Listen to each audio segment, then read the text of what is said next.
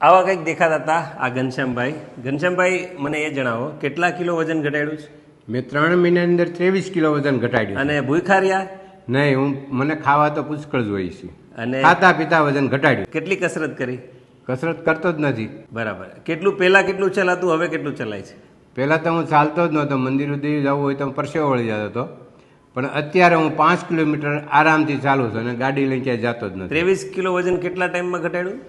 3 મહિનામાં. 3 મહિનામાં. આપણને એવું ના થાય, કોઈ આપણને એમ કે તમે થોડુંક વજન ઘટાડવાની જરૂર છે, પણ આપણે કોન્ફિડન્ટ હોય કે આપણું કંઈક વધારે નથી. અને કોન્ફિડન્સનું કારણ એવું હતું કે મારે સર, કેટલા કિલો વજન ઘટાડ્યું? મેં મારું 20 કિલો વજન ઘટાડ્યું. બતાવો, ફોટો બતાવો. સૌપ્રથમ હું પહેલા આવો લાગતો હતો.